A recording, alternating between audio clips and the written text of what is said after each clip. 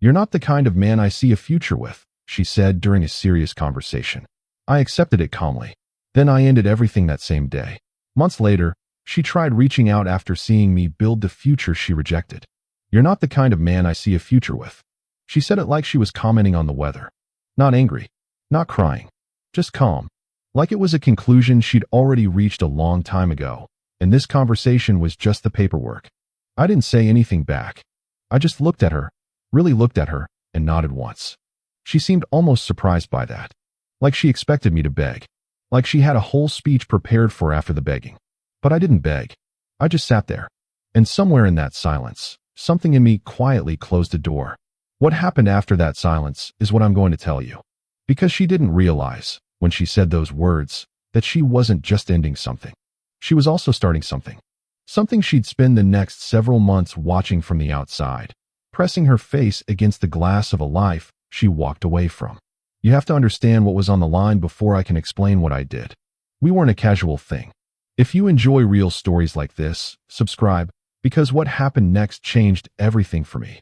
We weren't 6 months in, still figuring out each other's coffee orders. We were 2 years deep. 2 years of inside jokes and inside wounds. 2 years of learning someone's sleep schedule, their silence patterns, the exact sound of their laugh when something actually surprised them versus when they were just being polite. I had been building toward something with her. Not just emotionally, practically. I was working toward a version of life that had her in it. That's important. Because when you've structured your future around a person and they tell you they don't see a future with you, those two things collide like cars on a highway. And something has to burn. I didn't realize it then, sitting across from her on that Sunday afternoon with the gray light coming through the window. But that moment changed everything. Not just for us. For me. We'd been together just over 2 years when it happened. I was 28. She was 27. We lived separately. I had a place in Brooklyn. She was in the West Village. But we might as well have been living together with how much time we spent in each other's spaces. Her name was Vespera. And she was the kind of woman who walked into a room and rearranged it without touching anything.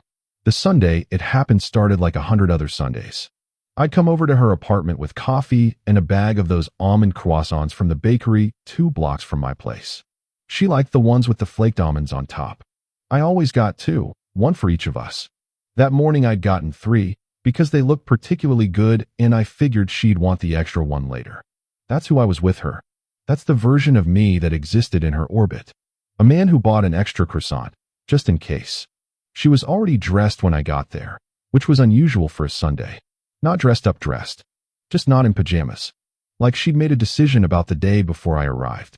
I put the coffee on the counter. She said thank you, but didn't reach for it. That was the first sign. I ignored it. We sat in the living room. She had that posture, the one I'd learned to recognize. Spine straight.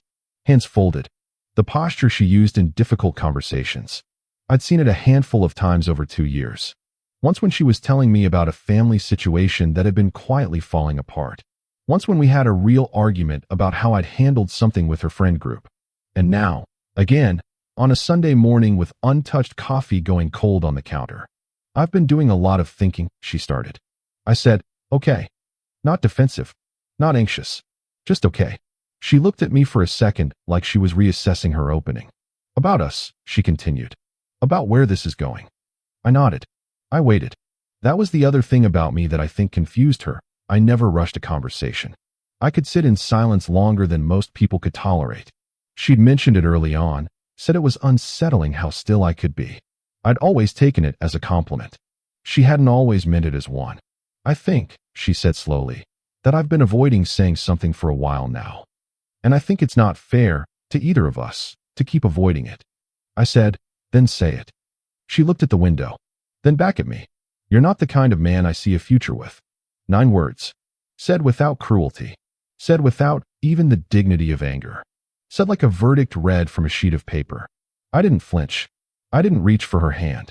I didn't ask what she meant. I just sat there and let the sentence land. And I thought about those 3 croissants on the kitchen counter. I thought about the one I'd bought extra. Just in case. The silence after a sentence like that has a specific texture. It's not empty. It's the loudest kind of quiet there is. She was watching me. I could feel it. Watching for the collapse. Watching for the part where I asked her what she meant, where I leaned forward and said, Can we talk about this? And what does that mean for us? And is there something I can change? I had done that before, in past relationships. I'd chased the conversation. I'd argued with the verdict. I'd begged for appeals. Not this time. I looked at her for a long moment. I said, okay. She blinked. Okay. Okay, I said again. Thank you for being honest with me. She opened her mouth. Closed it. Opened it again. I didn't mean to hurt you, she said. I know you didn't, I said. And I meant it. She hadn't meant to hurt me. She just meant it. That was almost worse. I picked up my coffee from the counter. I took the 2 croissants I'd brought for myself, leaving hers, and I put them back in the bag. I told her I hoped she found what she was looking for. She said my name, just once, in a voice that sounded like she was catching herself at the edge of something. But I was already at the door, and I left. I need to tell you what happened on my way home, because I think it matters. I didn't cry. I didn't make a phone call. I didn't put on sad music and stare out the subway window. I just walked. Brooklyn was about 40 minutes from her place on foot, and I walked the whole thing. With the bag. With the croissants. With 9 words cycling through my head on a quiet loop. You're not the kind of man I see a future with. And somewhere around the Manhattan Bridge, something settled in me. Not peace. Not anger. Something more like clarity. Like a lens clicking into focus. I had spent 2 years being the kind of man she wanted in the present. Thoughtful, steady, attentive. I had been so focused on being good now that I hadn't asked myself hard enough whether I was building toward anything. She just told me, in the clearest possible language, that from where she stood, I wasn't. Fine. Then I would build towards something so undeniable that the question would never be asked again. Not for her. For me.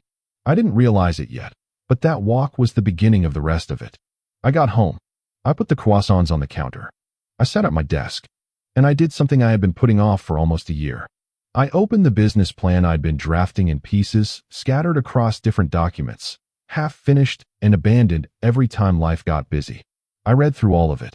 Every page. Every number. Every half-formed idea I'd been calling not the right time yet. Then I opened a new document.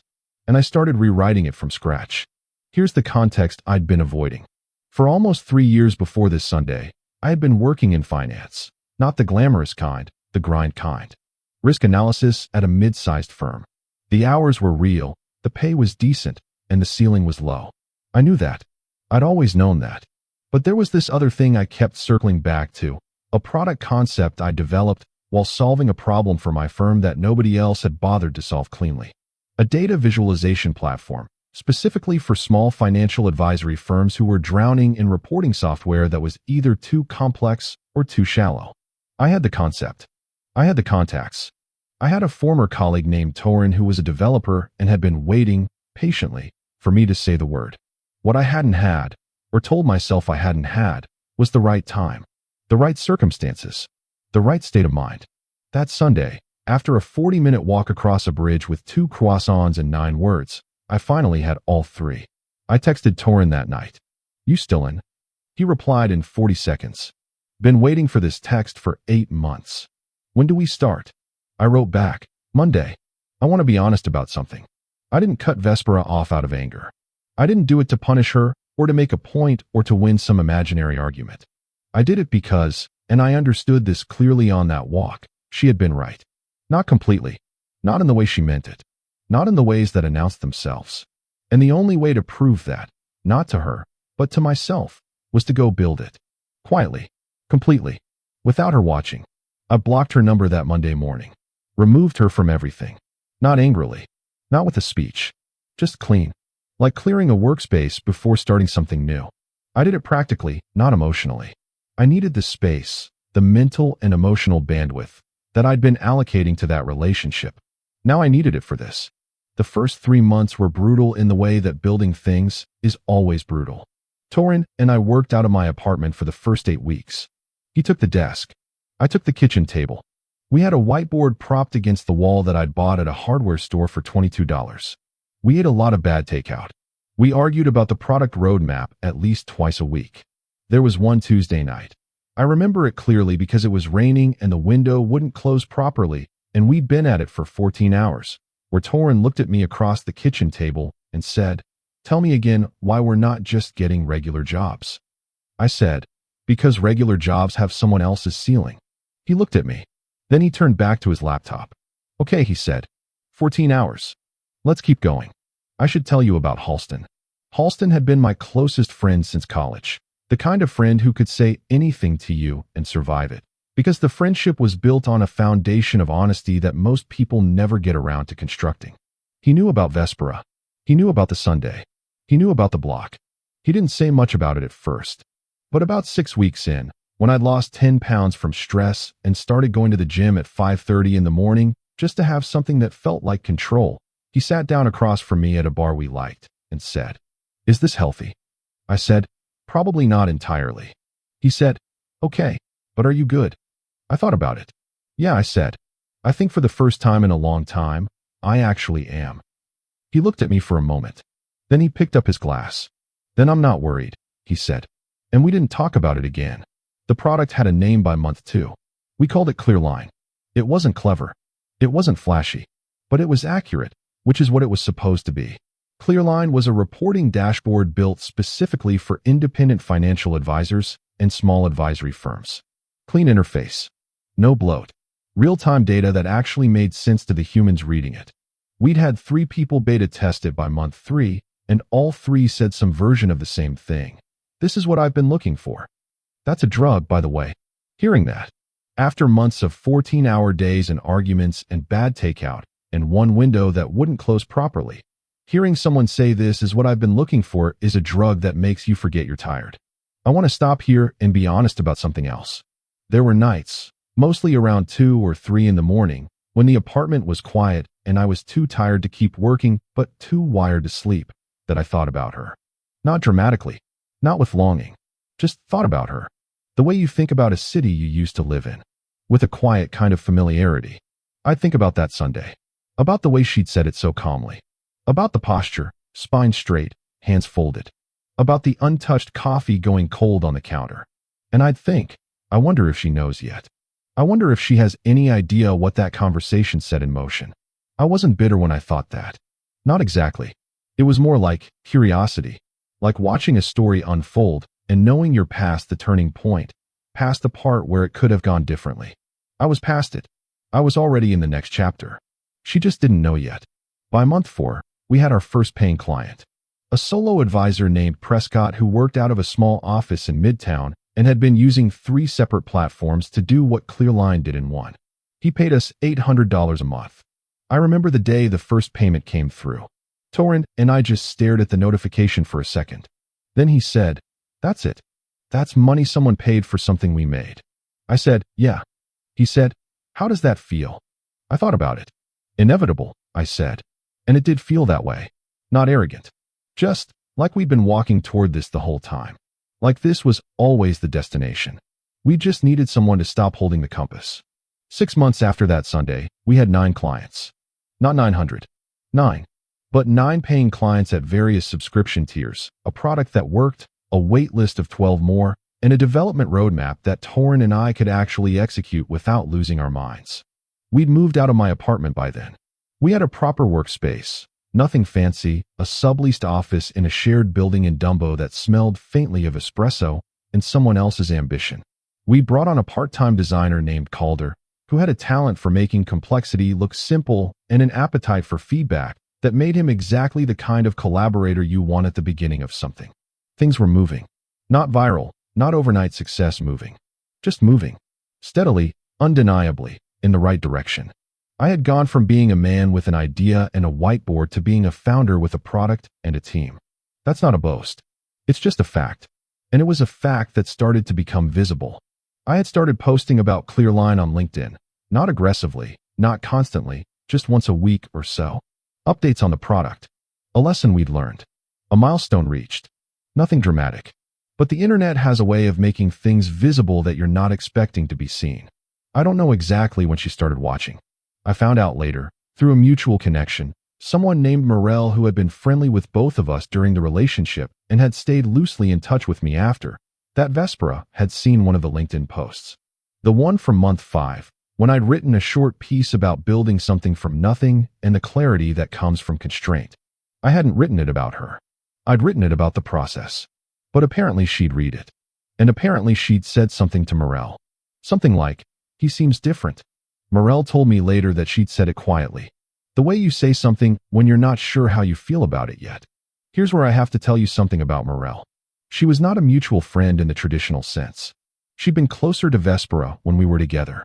But after the breakup, or I should say, after the end, because calling it a breakup implies both people chose to walk away, Morel had reached out to me. Not dramatically, not with a speech or a side or a verdict. Just, "Hey, I hope you're doing okay." I'd said I was. And I'd meant it.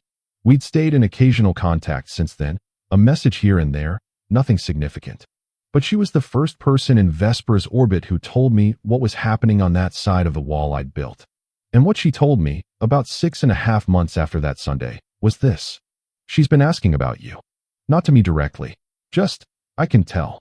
I thought you should know." I sat with that for a while. Not with excitement. Not with the quiet satisfaction I'd maybe half expected to feel. Just, I sat with it. And the honest truth was, it didn't change anything. Not the work. Not the direction.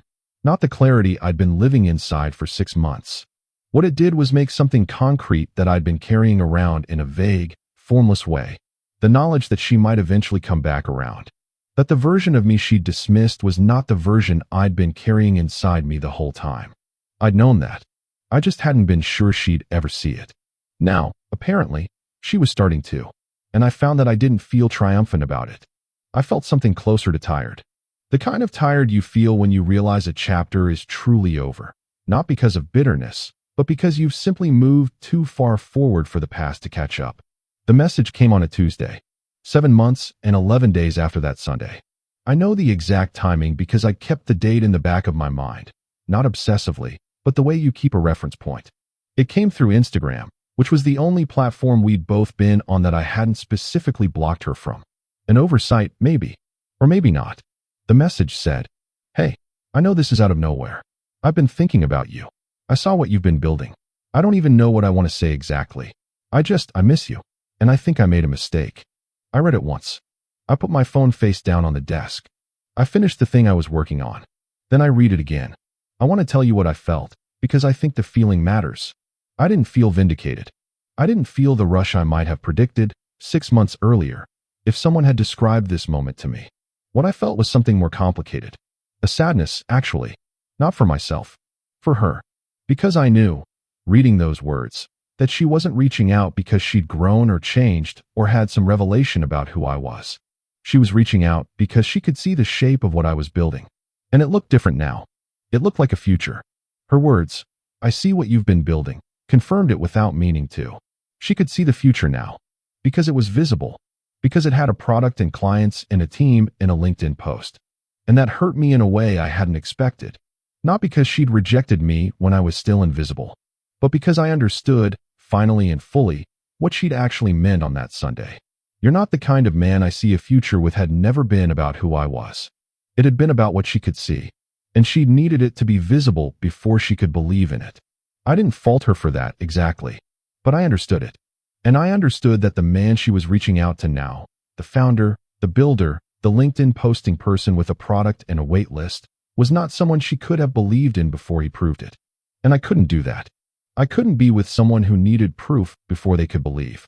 Not anymore. I didn't respond that day. Not because I was being strategic. Not because I was making a point. I just didn't have anything to say yet. I went to the gym. I came back. I had dinner. I called Halston. I told him about the message. He was quiet for a second. Then he said, "What do you want to do?" I said, "I already know what I'm going to do." He said, "Then why'd you call me?" I said, "Because I wanted to say it out loud to someone before I did it." He said, "Okay, say it." And I did. I replied to her message the next morning. I kept it short. Not cold. Not performatively distant. Just honest. I wrote, "I'm glad you reached out. I've thought about that conversation, that Sunday, a lot over the past several months. Not with anger. More with clarity. I think you were right that I wasn't building visibly enough for you to believe in what I was working toward. I think I understand that better now. But I also know that what I needed, and what I deserve, is someone who believes in the potential before it's proved. You needed to see it first. That's not a character flaw. It's just not something I can build a future on. I hope you find what you're looking for. I genuinely mean that." I sent it. I didn't wait for a reply. I put my phone in my jacket pocket and walked to the office. She did reply. About 2 hours later. I won't quote the whole thing, but she said she understood. She said she was sorry. She said she'd been doing a lot of thinking about what she actually valued versus what she thought she was supposed to value. She said she'd been wrong. She said she didn't expect me to forgive her. She said she just wanted me to know. I read it on my lunch break, sitting at the small table by the window in the Dumbo office, with the cold light coming through and the bridge visible in the distance. I read it twice. Then I put my phone away, and I went back to work. There's something I want to be clear about, because I think it matters. I didn't do what I did to prove a point to her. I didn't launch a company as a response to a breakup. I didn't post on LinkedIn to be seen. I did those things because that Sunday, those 9 words, that calm delivery, that straight-spined posture, cracked something open in me that had needed cracking for a long time. She hadn't rejected me. Not really. She'd rejected the version of me that had been sleepwalking. The version that was comfortable and vague and buying extra croissants just in case, instead of building something that deserved to be believed in. That version needed to be left behind. She just happened to be the one who left him. I want to tell you what the next few months looked like. Because the story doesn't end with the message. The story doesn't end with the reply. The story, the real one, continued in the way that real stories always do. Quietly, unglamorously, day after day. We brought on our 10th client in month 8. Then our 15th. Torin hired a second developer, a sharp, focused woman named Qley who had been freelancing and was looking for something with more trajectory. Calder built us a proper brand identity, clean and confident in a way that made the product feel finished even while it was still growing. We were approached by a seed investor in month 9. A small fund, not a household name. But the meeting happened, and the conversation was real, and it confirmed something that I'd been treating as hypothesis for almost a year. This was a real thing. Not a side project. Not a passion project. A real thing. Halston and I had a conversation around month 10 that I still think about. We were at the same bar. Same table, probably. And he said, out of nowhere, "Do you ever think about what would have happened if that Sunday never happened?" I thought about it. "Yeah," I said. "What do you think?" he asked. "Honestly," I said, "I think I'd still be at the firm. Still drafting pieces of the same business plan. Still buying croissants." He looked at me. "Do you resent her for that?" I held the question for a moment. "No," I said. "I think I'm grateful. Not to her exactly. To the version of me that walked across that bridge and decided that if she couldn't see it, I was going to make it undeniable." He nodded. Took a drink. "That's probably the healthiest thing you've said since all of this started," he said. I laughed. First real laugh in a while. "Don't get used to it," I said. "There's a thing that happens when you build something from scratch. Nobody talks about it enough. It's not the obvious thing. Not the pride. Not the milestone moments. Not the first revenue, or the first hire, or the first time someone tells you your product changed how they work. It's something quieter. It's the moment you realize you're no longer the person who needed to be told. The person who needed someone else's belief before he could access his own. I'd spent 2 years, maybe more, being that person without knowing it. Not fully. Not consciously. But in the way that you build your confidence around someone else's certainty. The way you let another person's belief in you be the engine instead of your own. When she took that belief away, when she sat down on that Sunday with the straight spine and the folded hands and told me I wasn't the kind of man she saw a future with, she didn't just end the relationship. She accidentally handed me the engine back. Month 11. We closed the seed round. Not a life-changing amount, but enough. Enough to take real salaries. Enough to build the next version of the product without Torin and I working ourselves to the edge of breakdown. Enough to prove, in the language that the outside world speaks, that this was real. I remember sitting in the conference room after the paperwork was done, Torin across from me, Calder and Qley at the other end of the table, and thinking about that kitchen table in my apartment. The whiteboard propped against the wall. The $22 whiteboard from the hardware store. The bad takeout. The window that wouldn't close. The Tuesday night when Torin had asked why we weren't just getting regular jobs. I thought about all of it. And then I thought about those 3 croissants on a Sunday morning. 2 eaten. 1 left behind. And I thought, okay. I heard from Vespera one more time. About a month after the seed round closed. It wasn't a long message. It wasn't a second attempt. It was simple. She said, "Congratulations. I saw the announcement. You built something real." I always knew you had it in you. I think I was just scared of what I couldn't see yet. I hope it continues to grow. I read it in the morning, standing in the kitchen of my apartment with a cup of coffee. The same apartment. The same kitchen counter where those 3 croissants had sat 11 months earlier. Different morning. Different man. I stood there for a while. Not sad. Not triumphant. Just still. The way I'd always been able to be still. And I thought, I always knew you had it in you. That sentence. That sentence. Because that's the thing, isn't it? She'd always known. That's what she wrote. She'd always known. But knowing something is not the same as believing in it. Knowing doesn't hold your hand in the dark. Knowing doesn't say, I can't see it yet, but I believe it's there. Knowing watches from a safe distance and waits for proof. And believing, real believing, is the thing you do before the proof arrives. She'd always known, but she'd never believed. Not until the LinkedIn post. Not until the clients. Not until the announcement. And I needed someone who believed. Not someone who knew. I didn't respond to that last message. Not because I was being cold. Not because I wanted to punish her with silence. But because there was nothing left to say. We'd both said our true things. She'd told me I wasn't the kind of man she saw a future with. I'd told her I needed someone who believed before the proof. Those were the true things. Everything after that was just epilogue. And I'd already moved into the next chapter.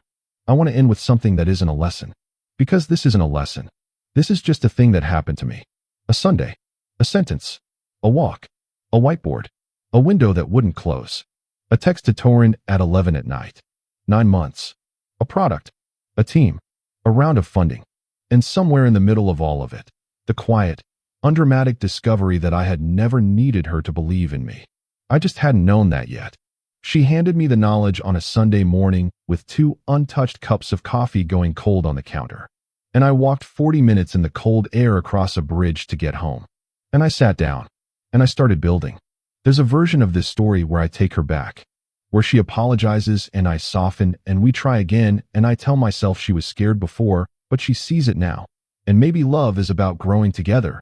And maybe people earn second chances. I know that version. I've told myself that version at 2 in the morning more than once.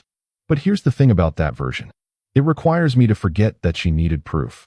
It requires me to build a future on the foundation of someone who needs to see it first before they'll believe in it.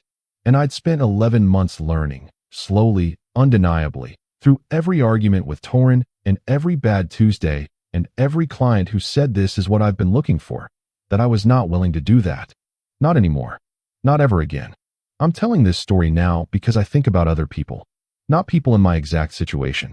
Just people who have had a sentence said to them. A clean, calm, devastating sentence. A verdict. A closed door. A Sunday with cold coffee. I want to say, it's okay to walk quietly. It's okay to not beg.